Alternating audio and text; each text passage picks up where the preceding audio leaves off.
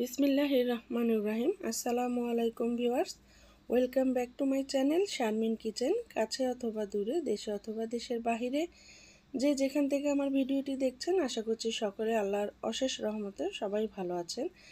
আজ আমি আপনাদের সাথে শেয়ার করব খেতে দারুণ মজা সর্ষে ইলিশ। যাদের কমপ্লেন থাকে সর্ষে ইলিশ রান্না করার পরে তিতা লাগে, তো তাদের জন্য কিছু টিপস অ্যান্ড ট্রিক্স থাকবে, যা ফলো করলে আপনারা ঝটপট তৈরি করে নিতে পারবেন এই সর্ষে ইলিশ। আর এটি খেতে কিন্তু অনেক মজার লাগে। তো আশা করব আমার রেসিপিটা আপনাদের ভালো লাগবে। ভালো লাগলে অবশ্যই একটি লাইক দিয়ে ভিডিওটি কন্টিনিউ করবেন এবং টেনে টেনে না দেখে সম্পূর্ণ ভিডিও দেখবেন। আর আমার চ্যানেলে যদি নতুন কোনো বন্ধু হয়ে থাকেন, তবে কমিউনিটিতে একটি লেটার ছেড়ে যাবেন, অবশ্যই একটি লাইক দিয়ে আপনার পরিবারে চলে আসব। তো এই যে চলুন দেখে নেওয়া যাক কীভাবে আমি এই সর্ষে ইলিশ রান্না করি। তো তার জন্য আমি এখানে 5 পিস এবং একটি লেজ সহ আমি ইলিশ মাছ কেটে পানি ঝরিয়ে নিয়েছি। তো এটি এখন আমি সরাসরি চুলায় চলে যাচ্ছি। তো চুলার ফ্লেমটি এখন অফ আছে। তো আমি এখানে একটি ফ্রাই প্যান বসিয়েছি। বসিয়ে এখানে 2 টেবিল চামচ আমি লাল সাদা সরিষা নিয়েছি, সরিষা বাটা। অনেকের দেখা গেছে শুধু লাল সরিষা দেয়, তো অনেকের তিতা লাগে, কিন্তু আমি তাদের জন্য বলবো, সাজেস্ট করব যে সরিষাটা সাদা লাল মিলিয়ে নিতে, অথবা চাইলে সাদা সরিষাও নিতে পারে। তারপর আমি এখানে নিয়েছি 2 টেবিল চামচ পেঁয়াজ বাটা, হাফ চা চামচ রসুন বাটা, হাফ চা চামচ ধনিয়া গুঁড়া, হাফ চা চামচ জিরা গুঁড়া, হাফ চা চামচ হলুদ গুঁড়া। আপনারা আপনাদের হলুদের কালারটা বুঝে শুনে দিবেন, নাহলে বেশি হলে কিন্তু তিতা লাগবে। দ্বিতীয় টিপস এটা। তারপরে আমি এখানে দিয়ে দিলাম শুকনো মরিচের গুঁড়ো 1.5 চা চামচ। আপনারা আপনাদের পছন্দ অনুযায়ী ঝালটি বাড়িয়ে কমিয়ে দিতে পারেন। তারপরে এখানে আমি নিয়েছি লবণ স্বাদ মতো, আপনাদের টেস্ট অনুযায়ী লবণ দিবেন। তারপরে এখানে আমি আরও সাথে অ্যাড করছি, যেটা অবশ্যই দিতে হবে, সেটা হচ্ছে রাঁধুনি সরিষার তেল। সর্ষে ইলিশ মানেই কিন্তু সরিষার তেল। তো সরিষার তেলটা না দিলে কিন্তু খেতে কিন্তু সেই স্বাদ ঘ্রাণ পাবেন না। তারপর আমি এখানে 1/4 কাপ পরিমাণ সরিষার তেল দিয়েছি। দিয়ে আমি এখন হাতের সাহায্যে ভালো করে মাখিয়ে নিচ্ছি। নিয়ে তারপর আমি এটা রান্না করবো। আর এই সর্ষে ইলিশ রান্নাটা কিন্তু হাতে মাখিয়ে করলেও অসাধারণ লাগে খেতে। আর প্রতিদিনের মতো একটি কথাই বলে নিই, যেসব আপু আমার ভিডিও দেখছেন, আপু ভাইয়ারা লাইক দিতে ভুলে গিয়েছেন। একটি লাইক যেহেতু ইম্পর্টেন্ট, তো প্লিজ একটি লাইক দিয়ে ভিডিওটি কন্টিনিউ করবেন। কেন জানি বুঝে না ভিডিওতে একটি লাইক দিতে ভুলে যান।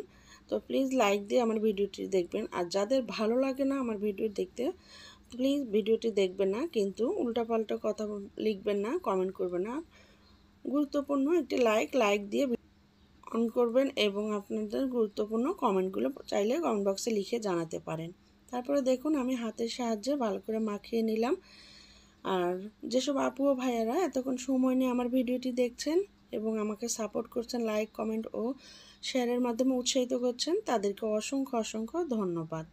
তো এখানে আমি এখন মশলাগুলো মশলা আমি নামিয়ে নিলাম। নিয়ে আমি এখন পরিমাণ মতো পানি দিয়ে দিলাম। এতে করে সর্ষে ইলিশ তিতা লাগবে না। পানি যদি বেশি দেওয়া হয় বা অথবা বেশি রান্না করা হয়, জ্বালানো হয়, তো সেই ক্ষেত্রে সরিষাটা তিতা হয়ে যায়, খেতে ভালো লাগে না। আশা করব আমার ভিডিওটি আপনাদের ভালো লাগবে। তো এখানে তারপর আমি 4টি কাঁচামরিচ মাঝখান দিয়ে হালকাভাবে ফেলে দিয়েছি। আর দিয়ে তারপর আমি ঢাকনা দিয়ে ঢেকে রান্না করে নিলাম। কিছু সময় রান্না করে নিয়ে ঢাকনাটা খুলে দেখুন স্ক্রিনে দেখানো নিয়ম অনুযায়ী আমি মাছ এক পাশে যখন সেদ্ধ হয়ে এসেছে, তখন আমি আস্তে করে স্প্যাচুলারের সাহায্যে উল্টিয়ে দিচ্ছি। অবশ্যই একটু সাবধানতা অবলম্বন করে উল্টে দিবেন, কারণ এই পর্যায়ে নাহলে মাছটা ভেঙে যাবে। কারণ সর্ষে ইলিশ মানে কিন্তু কাঁচা মাছটা দিয়ে রান্না করা হয়। আর এরই মাঝে চুলার ফ্লেমটি আমি একেবারেই কমিয়ে দিয়ে রান্না করে নিব। তো তারপরে আমি আবারও বাকি রান্না করে নেওয়ার পরে ফিরে আসছি। তো আমি আবারও 10 থেকে 15 মিনিট পরে ফিরে এসেছি। দেখুন আমার মাছগুলো কিন্তু হয়ে এসেছে। আমি অফ ক্যামেরায় কিন্তু মাছটি উল্টে দিয়েছিলাম, সুন্দর একটা কালার এসেছে। আমার রান্না কিন্তু প্রায় কমপ্লিট হয়ে গিয়েছে। তো আশা করব আমার ভিডিওটি ভালো লাগবে। আর আপনারা আপনাদের পছন্দ অনুযায়ী ঝোলটি রেখে নেবেন, এটা পরে কিন্তু ঠান্ডা হওয়ার পরে ঘন হয়ে যায়। তো তৈরি হয়ে গেল আমার সর্ষে ইলিশ। আর এরই মাঝে লবণটা টেস্ট করে নেবেন। দেখুন কত সুন্দর কালার এসেছে, মাশাআল্লাহ, খেতে কিন্তু খুবই ভালো লেগেছে। আমার চ্যানেলে যদি নতুন কোনো বন্ধু হয়ে থাকেন, আমাকে সাপোর্ট করার জন্য আমার চ্যানেলটি সাবস্ক্রাইব করে পাশে থাকা বেল বাটন অন করে রাখবেন। এতে করে নতুন কোনো ভিডিও আপলোড দিলে সবার আগে নোটিফিকেশন পেয়ে যাবেন। আর যেসব আপু ভাইয়া আমার সাথে এতক্ষণ ছিলেন তাদেরকেও আন্তরিক কৃতজ্ঞতা জানাই। আর আমার ভিডিওতে যদি কোনো ভুল ত্রুটি হয়ে থাকে তাহলে ক্ষমা দৃষ্টিতে দেখবেন। আমার একটি ফেসবুক পেজ আছে, শারমিন কেক অ্যান্ড পেস্ট্রি। আপনারা চাইলে ফলো করে দিবেন এবং একটা লাইক দিয়ে দিবেন আমার ফেসবুক পেজে। আর আপনাদের কাছে কেমন লেগেছে দেখুন, কত সুন্দর ঘন হয়ে এসেছে। চাইলে কমেন্ট করে জানাতে পারেন। আপনাদের সুন্দর সুন্দর কমেন্ট পড়তে আমার খুবই ভালো লাগে। আর আপনাদের সুন্দর সুন্দর কমেন্ট আমাকে নতুন নতুন কন্টেন্ট তৈরি করতে উৎসাহ যোগায়। তো প্লিজ, আমরা এই প্ল্যাটফর্মে এসেছি সবাই সবার স্বপ্ন নিয়ে। তো সবাই সবার স্বপ্ন পূরণের জন্য সবাই সবাইকে সাপোর্ট করবেন। ভালো থাকবেন, সুস্থ থাকবেন। পরবর্তী ভিডিও দেখার আমন্ত্রণ জানিয়ে এখানে বিদায় নিচ্ছি। আল্লাহ হাফেজ।